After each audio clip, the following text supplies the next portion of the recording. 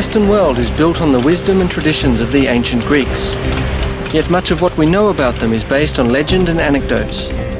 The Greeks are famous not only for their warriors, athletes and gods of mythology, but for their pantheon of philosophers. And while they didn't seek solutions for practical applications, they did tackle the big picture with a scientific approach. In asking such key questions as where do we come from and where does everything go, how do things work and why, the ancient Greeks were the first in history to look at the world around them with questioning eyes.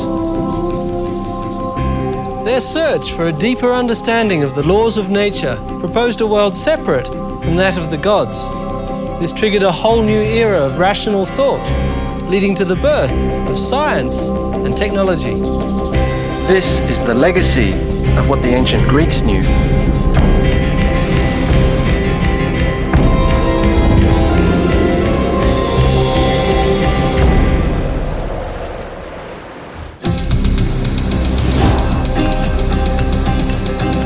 What today is the western coastline of Turkey was once the epicenter of the ancient Greek world. This region, called Anatolia, was the cradle of Western thought and the birthplace of science and technology. The fact that it happened here was no coincidence. Several factors contributed to this first scientific view of the world. The ancestors of many of these locals here were Ionians, a Greek tribe that originated in the Peloponnesian Peninsula. The Ionians were expelled from their homes by a marauding seafaring people. With nowhere else to go, the Ionian immigrants landed here, some 300 miles to the east, on the opposite side of the Aegean, which now belongs to modern Turkey. Not surprisingly, forced migration had taken a toll, one that would soon become their asset.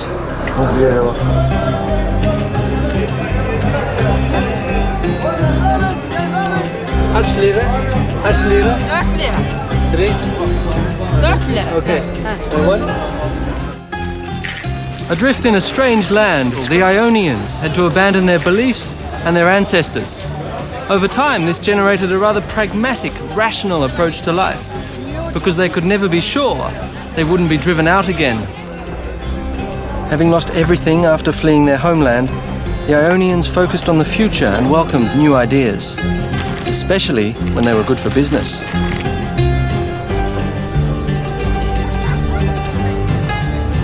Given their location, their trade and their harbours, the Ionians were happy to take practical ideas from anyone, whether Egyptians or Babylonians, Persians or Mesopotamians.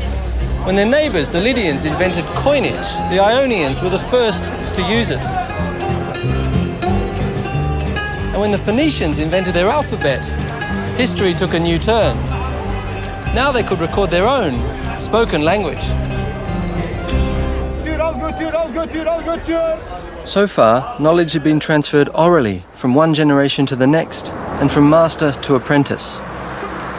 But with the newly invented Phoenician alphabet, which the Ionians quickly adopted, they had acquired a tool for consistent record keeping and data collection. Information became more widely available, and another factor contributed to the birth of this new era.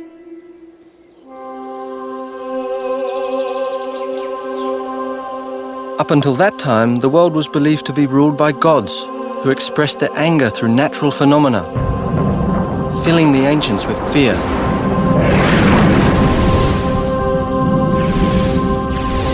But soon the Ionians shed their fears and dared the gods. These are the remains of a city that became the springboard for some of mankind's most amazing discoveries. In the 6th century BC, this was the center of the universe. This is Milet, ancient Miletus, the birthplace of science and technology.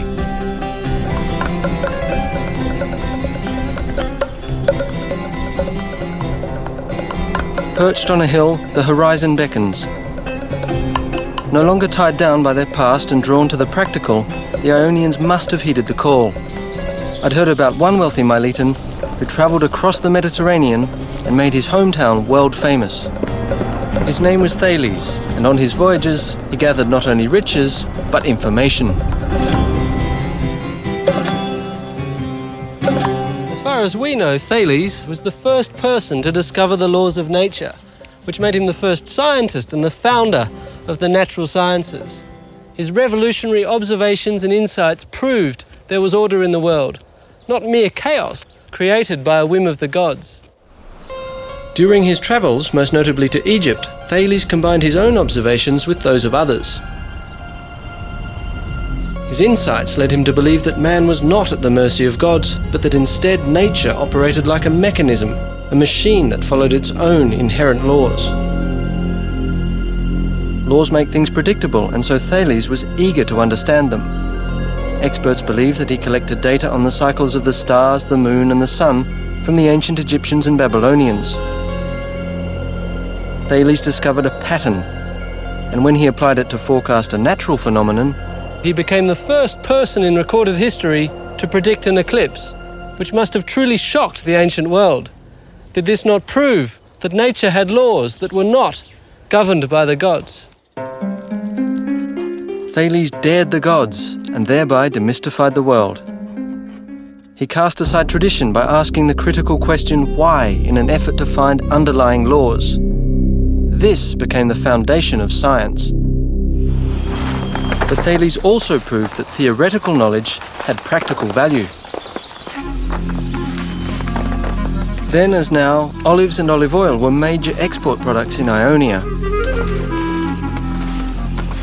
Thales baffled his contemporaries when he predicted a particularly rich harvest, long before anyone else had a clue. To do that was as presumptuous as predicting the moods of the gods. And to show that he was serious, Thales bought all the olive presses in the area, way ahead of harvest time. We don't know how he did this, but his prediction came true.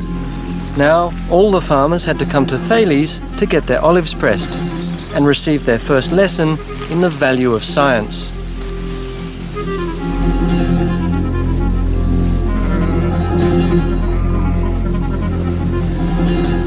The traditional lines and angles of the rich farmlands around Miletus surrounded Thales. Correlating this observation with similar patterns he'd seen on his journeys may have given him the idea to describe the world in systematic terms, looking for rules that worked in all cases. Egyptian building methods and ancient records relating to angles, triangles, and circles may have motivated Thales to formulate his own geometric theories. Thales became the father of geometry. His discoveries form the core of modern science and technology,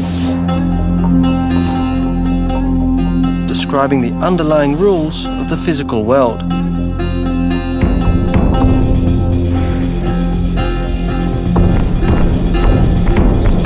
My next stop was Priene, a city just a few miles outside Miletus, where the Greeks took geometry literally to a whole new level.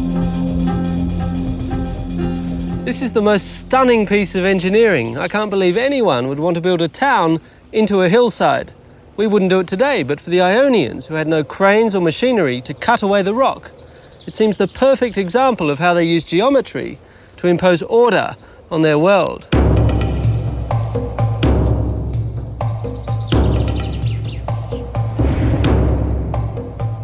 In the 4th century BC, some 4,000 people are believed to have lived here.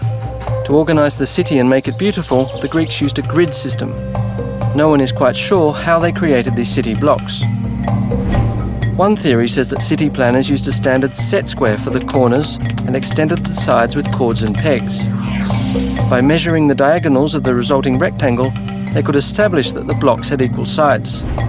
2,500 years later, we still use the grid system. It defines most American cities and towns.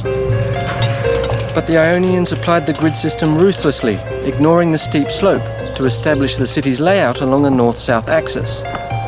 This way they made use of the sun to warm the city in the winter, while optimizing the city's air circulation to cool it in the summertime. That was awesome.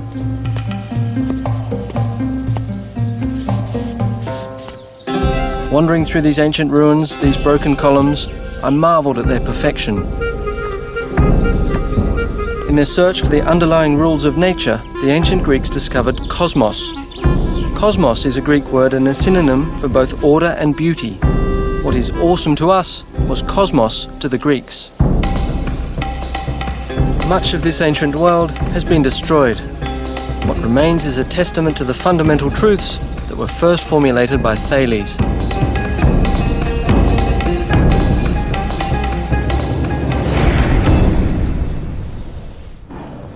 To follow the course of science and technology to its next milestone, I crossed the Aegean to visit another truly groundbreaking site, one which in antiquity was considered a world wonder. It would have been impossible without the application of geometry. What had started with Thales was a new era in which the Greeks replaced myth and traditional dogma with a critical approach, asking the question, why? Observation became more powerful than myth, and the application of the rule the final test. Now I'm in modern Greece, on the island of Samos, once one of the wealthiest islands in the Aegean Sea. Ancient Samos had a booming economy nourished by the sea. In the ancient town of Tigani, now named Pythagorio after one of its most famous inhabitants, the problem of securing sufficient drinking water for its citizens inspired one of the wonders of the ancient world. It lies inside this mountain.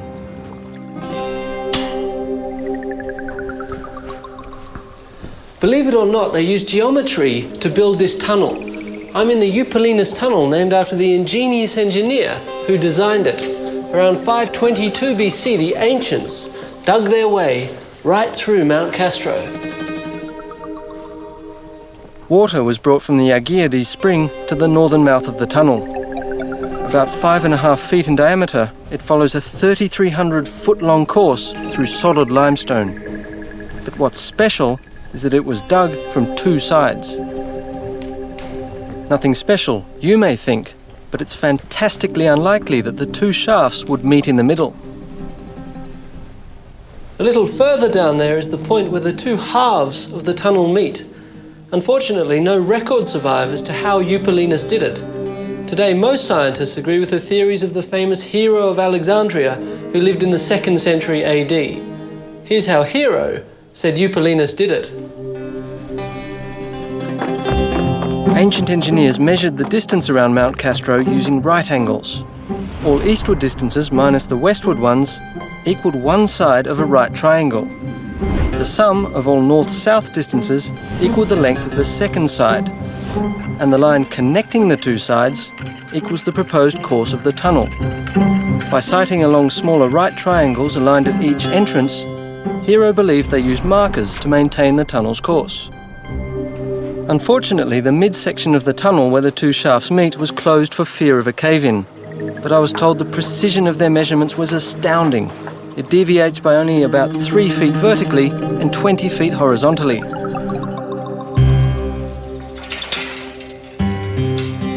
I can't believe that just with picks, hammers and chisels they dug out 250,000 cubic feet of rock.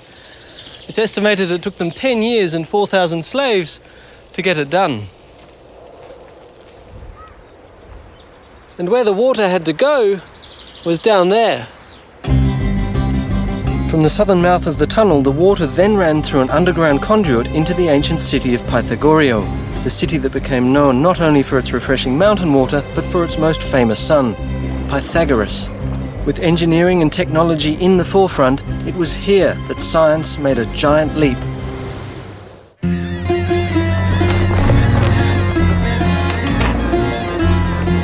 Looking for the roots of science, I found myself in Pythagorio, on the Greek island of Samos. The city's namesake, Pythagoras, is familiar to everyone who's ever opened a math book, because he was a famous mathematician. As a young man, he's said to have met Thales, and like Thales, Pythagoras was an avid observer. But Pythagoras was also a musician. He played the lute, a traditional Greek instrument. Music was and is an integral part of Greek culture. Observation combined with music and math led him to an important insight. Experimenting with a single string, Pythagoras recognized an astonishing relationship. Some people credit Pythagoras as one of the most important men who ever lived. It all started with his famous monochord experiment when he opened our eyes to an astonishing phenomenon. He discovered that the sound of a plucked string correlates to its length, here's the critical bit, in a ratio that can be expressed in numbers. Pythagoras' theory was that there was a correspondence between musical intervals and the length of a string. He connected musical consonances to simple ratios. These ratios represent the different tones in music.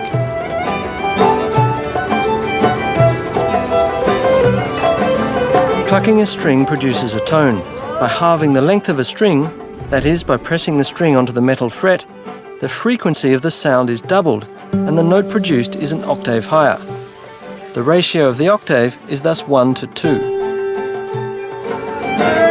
Pythagoras believed the mathematical order to music was an example of the principle of number which underlies the universe. To Pythagoras, number was a physical quantity discovered by experiment.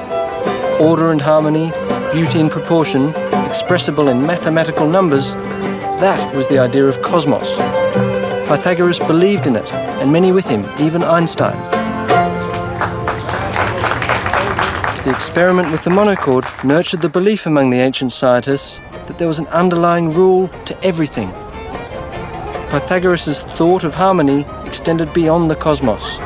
Beauty was everywhere, and he sought harmony in the underlying principles of everyday life. In his schools across Greece, Pythagoras taught seminars on harmony from within, following the theory of a healthy mind inside a healthy body. Inspired by Pythagoras, I was intrigued with the beginnings of Western medicine as a science, another area where the ancient Greeks led the way.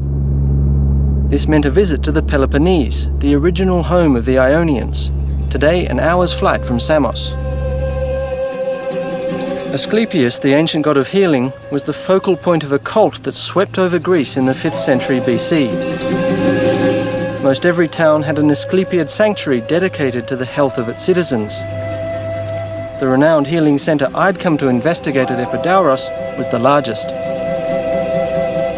It was famous for its cures. Whether you were lame, blind or suffering from kidney stones, this was the place where you'd go.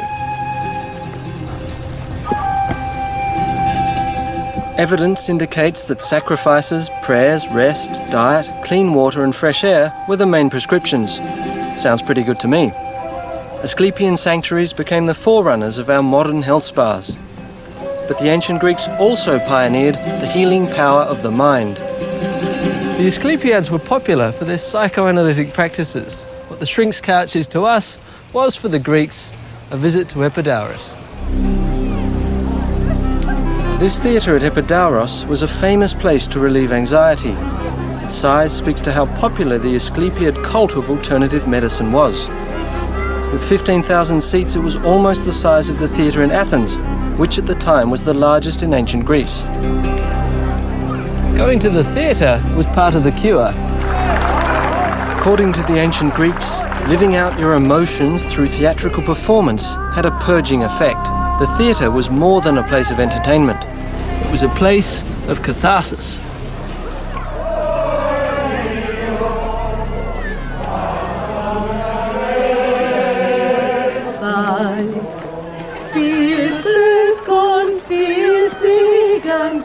Today, however, coming to Epidauros means sharing one of the acoustic wonders of the ancient world.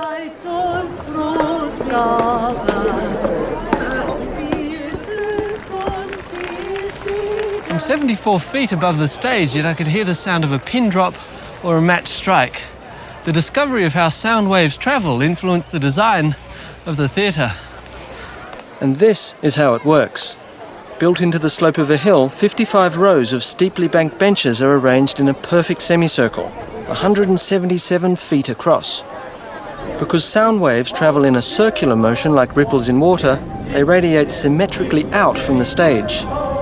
The initial waves enhance later ones as they reverberate off the stone structure. This exceptional capacity for sound reinforcement accounts for the theatre's superior acoustics. Whether exploring the human psyche or building a theatre, the ancient Greeks sought to turn the abstractions of nature into rules that could guide their lives. Diet was a major concern, at least among the upper classes. This was Hippocrates' health formula. Fat people, or those looking to reduce, should do hard work on an empty stomach and then eat rich food while still out of breath from the exertion. One should eat only one meal a day, shouldn't bathe, and sleep on a hard couch. And the most startling recommendation was to walk in the nude as much as possible. All those who wish to gain weight should do the opposite. It's what the ancients knew. What can I tell you? Athens echoes with the achievements of its ancient founders like no other city in Greece. Here, the ancient Athenians built their most sacred temples, lending form to their gods, creating homes for them in stone with an astonishing sense for beauty. While we might appreciate their outward beauty, the ancient Greeks understood that beauty had an underlying formula. They knew the secret to beauty was proportion, which later generations called the golden section. Simply put, a straight line is divided into two unequal segments so that the ratio of the whole line is to the larger segment as this segment is to the smaller.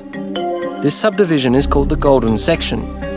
The same ratio can be used to create a rectangle as well as a natural spiral when a portion of a circle is inscribed in each section of the golden rectangle.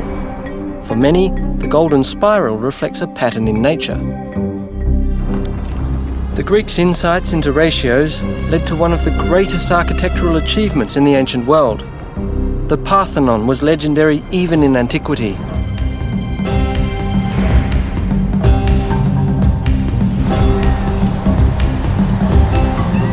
The Parthenon owes its name to Athena Parthenos, the virgin goddess Athena, to whom it was dedicated. Athena was the patron goddess of Athens and also of science and technology.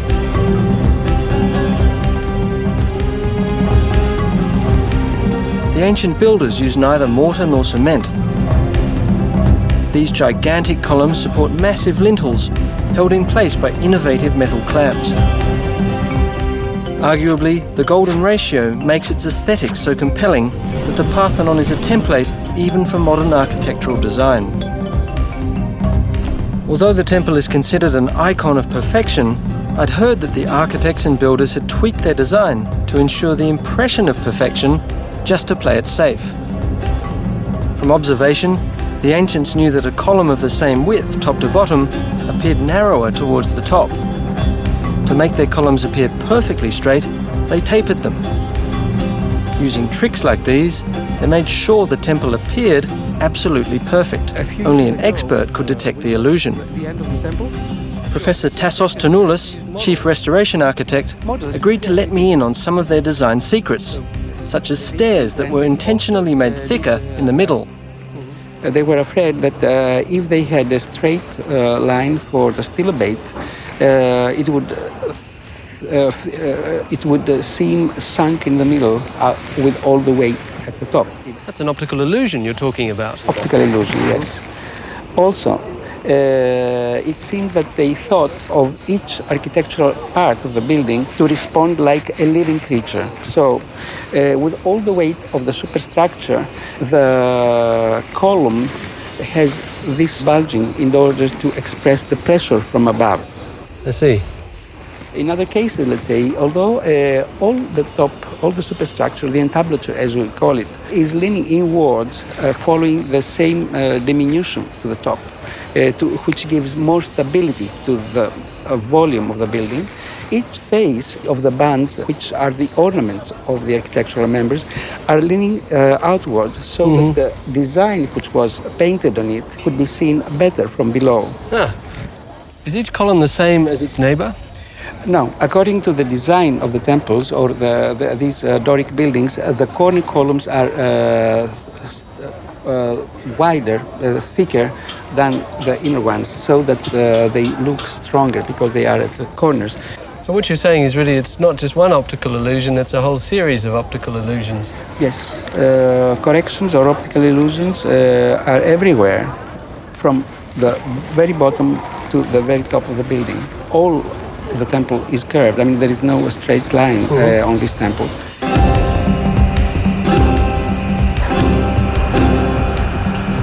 The Parthenon is undergoing yet another round of repairs. Thanks to the miracle of science and technology, we can still enjoy its glory.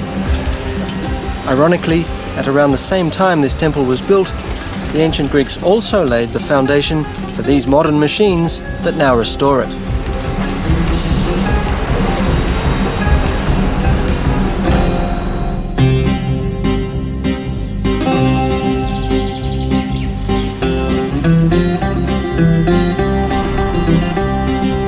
The Parthenon is one of the most magnificent structures left to us from ancient times. As I watched the restoration work at the Great Temple, it struck me how much the ancient Greeks contributed to our world. From Pythagoras' discovery 200 years earlier of the correlation between nature and numbers, the ancient Greek scientists had come a long way. Their insights led to Archimedes' discoveries of the principles of mechanics.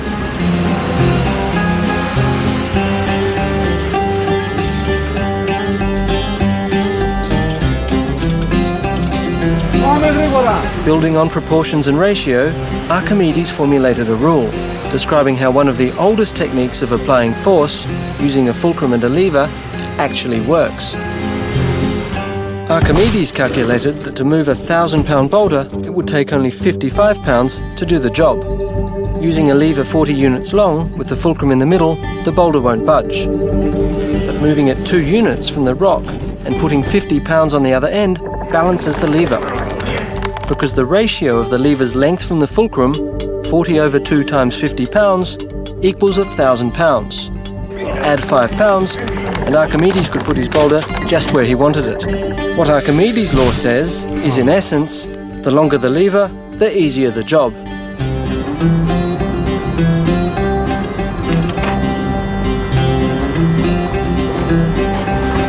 Cranes, pulleys, gears and screws all operate on the lever principle. What Archimedes described was the law of mechanics. In fact, facilities like Piraeus Harbour and others around the world that depend on machines owe an immeasurable debt to his insight. Archimedes was considered the Einstein and the Edison of the ancient world. He became legendary because he inspired the design of ever more complex machines. How exactly the ancient Greeks came to understand the principles of mechanics and physics is a mystery which modern researchers are trying to unravel to this day.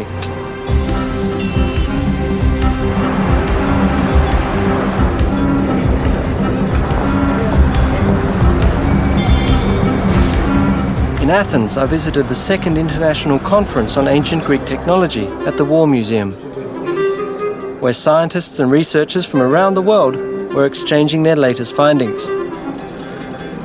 They were all looking for more clues, and so was I. Can you take it? Yes, yes. I will try to It was clear that many ancient machines operated on the lever principle, like this pump whose roots go back to the 3rd century BC, to the Greek Zeuxippus, the father of pneumatics. It's actually a very powerful pump, isn't it?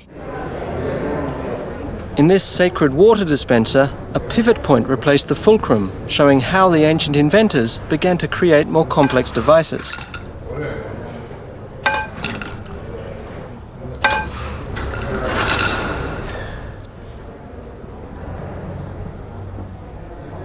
Meanwhile, Archimedes applied his mechanical principles to a practical purpose. This device is an Archimedes screw. It's a simple but ingenious machine. All it is an inclined plane, here in the form of a plastic tube. As the screw is turned, the plane, the tube, carries water to the top. There it comes. The Egyptians used the Archimedes screw to lift water from the Nile to irrigate their fields. Today, many people think that Archimedes was the first who took the step from simple to more complex machines. Evidence that the Greeks had already developed complex machines began to surface only a century ago. In 1901, a shipwreck was found off the coast of Antikythera, one of the Ionian islands south of the Peloponnese. It revealed for the first time how vast the ancient scope of insights and knowledge must have been. The sculptures found in the wreck were dated back to the 1st century BC. They reflected an unparalleled level of craftsmanship and artistry. Overshadowed by the beauty of these statues, the fragments of one of the biggest scientific discoveries in ancient history remained undetected until 1976. This amorphous lump was covered with marine growth, but X-rays conducted in 1993 revealed complex gear wheels inside. With a mechanism this old, the big surprise was that there were gear wheels at all. They weren't supposed to have been invented until some 1,500 years later. So this insignificant-looking piece turned out to be one of the greatest technological finds ever. Corroded and crumbling after being submerged in seawater for 2,000 years, its dials, gear wheels and plates have presented scientists with tantalising questions. One of these scientists is Michael Wright, a British researcher who had built a replica which he introduced at this conference. This is an extraordinarily complicated machine, but what does it do? Well, according to me, it's a planetarium. Remember, this is a time when people thought of the Earth as the centre of the universe. It shows the places of the Sun, the Moon, and the 5 planets that they knew about in the sky. And the back dial has supplementary information which is useful, such as counting off the years. Right. Is it as complicated as it looks? How many gears are there? How many moving parts does this have? That's into hundreds. I can tell you for a fact I've got 76 gear wheels in here. 76 gear wheels, and that's an exact replica of the original? The original, I find 31 wheels in what's left. But you have to understand that in making sense of what is left, you have to add a lot more. Right. It's terribly badly wrecked. I see. You've disassembled it for us and it's in a complete mess all over the table, so I'm sure you're going to dread this question, but can we see it moving? Yes. Well, you'll see it moving as I put it back together, first of all, but I'll put it back together. It took him nearly 20 minutes to put it back together. But it was thrilling to see this 2,000-year-old instrument in working order. This is the moon, which we've now got to adjust. The sun and the moon are together now, so that should be new moon. So we should see it as wholly black. Like that. May I... Please, have a go. Be my guest. I love that lunar mechanism there. It's beautiful. Well, here's the moon going round fast, and its phase showing here. Here's the sun pointer. Below the sun pointer is the day pointer working on the calendar. They go almost together, but sometimes one first, sometimes the other. And then there's Mercury just going ahead of the sun. That's the Mercury pointer. Here comes Venus under the sun pointer. There. Yeah. And over here we've got Mars, Jupiter, and Saturn all coming together. It's a very special day. And Jupiter's aligned with Mars. The inventor of the Antikythera mechanism is unknown, but others before him had already attempted to build a model of the heavens as a machine. In fact, records indicate it was again Archimedes who built the first planetarium. Unfortunately, all that remains is this 18th century etching called Rowley's Orrery, suggesting what his invention might have looked like. Compared with the knowledge and devices available at the time, Archimedes' idea was light years ahead. Finding practical solutions was one thing, but asking daring questions was quite another. Who was going to provide the answer if the gods no longer could? It was one thing to say that Apollo pulled the sun across the horizon, and quite another to ask why ships float. In their quest to understand the environment, the ancient Greek scientists were intrigued with the question of why some objects float and others sink. If you put a rock in water, it sinks. It will also, in a confined space like this one, tip water out over the edge. What is happening is that the rock is pushing aside its own volume of water. This is called water displacement. Now, if you put a piece of wood in the water, it floats. It also displaces water, but it won't sink. What is happening here? The block and a ship float for the same reason. Although modern ships are made of heavy materials like steel or concrete, they float as long as the ship, or a wooden block, weigh less than the water they displace. The air inside the ship's hull helps lower the overall weight of the ship compared to the volume of water it displaces. This effect is called buoyancy.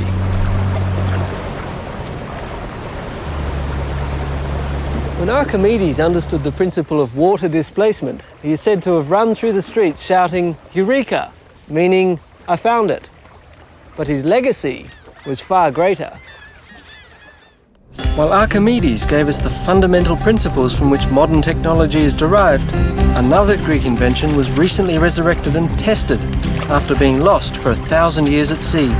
It was a trireme, a warship, renowned for its speed and lethal impact.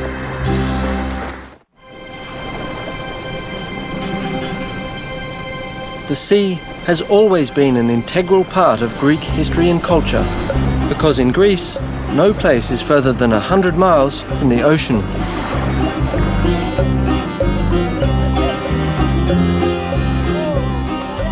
Much of the country's wealth is attributed to the ancients' ability to master the seas, be it for the purpose of trade and commerce or for warfare. Zea Marina in Piraeus, just minutes outside Athens, speaks to this tradition. In ancient times, these yachts would have been warships, because this is where the Athenians built and moored their legendary fleet. The National Ship Museum was just around the corner. Recalling different times, the ships that were docked here spoke to Greece's long naval tradition. Along the way, I bumped into an old friend. That says Thales of Miletus. I was looking for the replica of one of their most successful warships.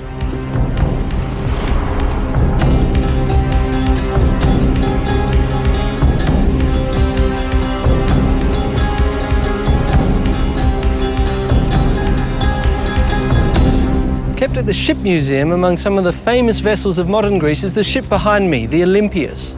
It's an exact seagoing replica of a trireme, one of the most legendary vessels of ancient times. Ships like these became the pride of the ancient Greek navy and the terror of the Mediterranean Sea. All we know about triremes comes from the playwright Aeschylus, the founder of Greek tragedy. In his eyewitness report, he tells us of the triremes defeating the Persian invaders in the Battle of Salamis, despite being severely outnumbered. No original trireme pieces were ever found, let alone an entire vessel. All that remained was the drama Aeschylus wrote, until archaeologists uncovered ancient trireme storage sheds. We can sit 170 rowers, oarsmen. I had made an appointment with Admiral Ioannis Koliniatis, who had spent 5 years piecing together the clues to reconstruct this legendary Greek warship. Yes. Tell me, how did you know how long the trireme should be? Let's start from the length. Regarding the length, we know the length of the ancient sheds where the trees were kept, and their length could not be longer than what is the length of the shed, which is approximately of the order of 110 feet. Right. The sheds also told them that the ships must have been about 14 feet wide. And the geography of Greece added another clue. Given that triremes landed on beaches, their draft couldn't have been more than 3 to 4 feet. But also practical experience gained during the reconstruction process, together with ancient records, helped shape the picture of what the legendary warship must have looked like. What sort of wood did you use to make the boat? The hull is made of pine wood, and in some selected places, oak, from the forests of Attica, which were full of pine trees at that period. Right. Pine wood and a shallow keel made the trireme particularly fast and agile, allowing the ancients to skim across the water, almost like a hydrofoil.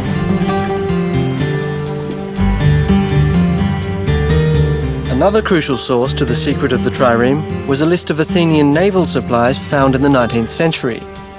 It included 170 oars, classified as 62 for the top deck and 54 each for the middle and lower decks, and every oar needed someone to pull it. It sounds like a lot of people in a small place. Can I have a go rowing to see? Yes, yeah? why not? Let's go. Okay. You see how difficult it is to get to position, Sure, it's and very... you can imagine how difficult it was having 170. Sure, it's very people. cramped, isn't it? Yes, very congested. Now you're going to take one of the top decks. Yes, the difficult one. The difficult one. As I'm a beginner, huh? I'm going to take a middle one. It's actually not so bad once you're in, is it? So you see, I have to have much more inclination to reach the water, Uh-huh. and you are more level.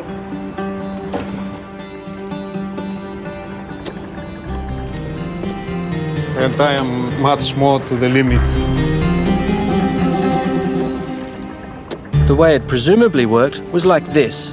The trireme had 3 banks of rowers, hence the name. Each rower hit the water with his oar at a different angle. A galley master would have maintained the rhythm of the oars to keep everyone rowing in unison. And on his signal, the trireme could accelerate like a high-powered dragster.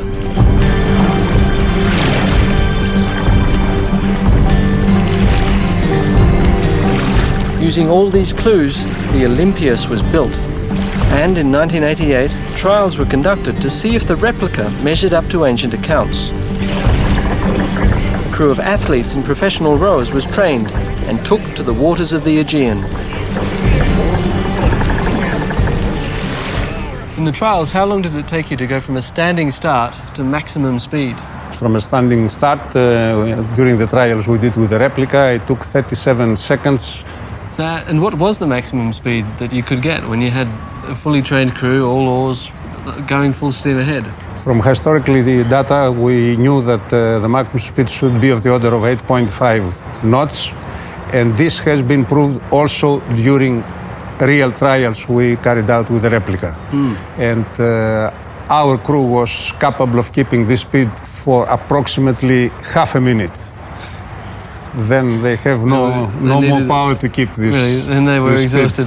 As the test showed, the endurance of the Greek navy remains legendary, maintaining an average speed of 7.5 knots, that is roughly 9 miles per hour, for 24 hours certainly seems more legendary than realistic.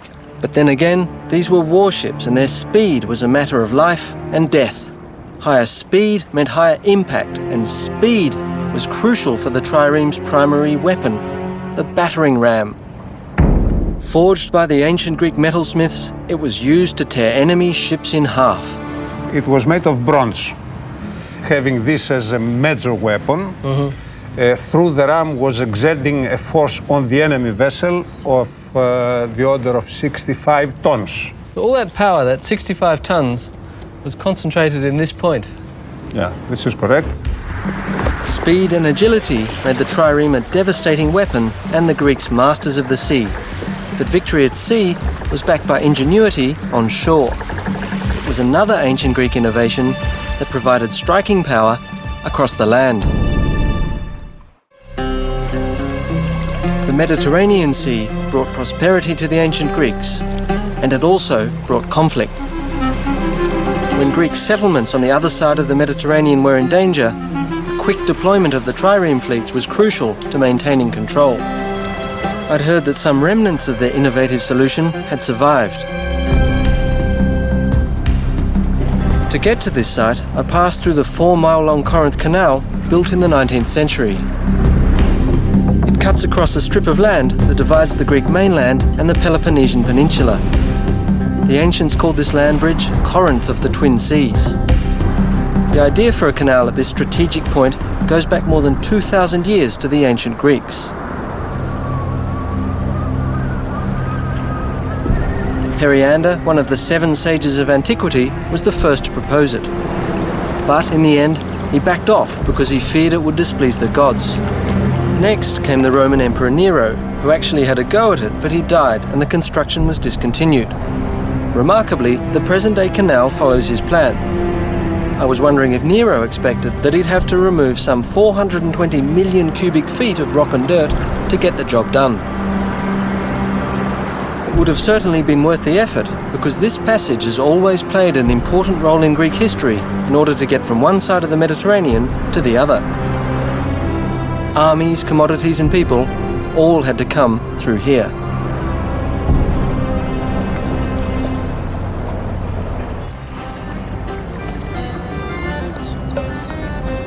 But it was way back in the 6th century BC when the tyrant of Corinth, Periander, built the Diolkos instead of a canal.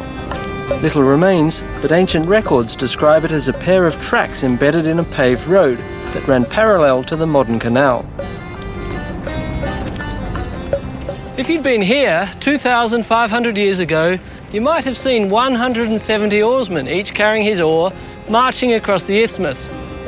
Meanwhile, their trireme had been hauled up onto the land and was being dragged along this track. The Diolkos served as a shortcut, 4 miles on land instead of the 250 miles sailing their fleets around the peninsula became a crucial advantage in the ancients' coastal defence.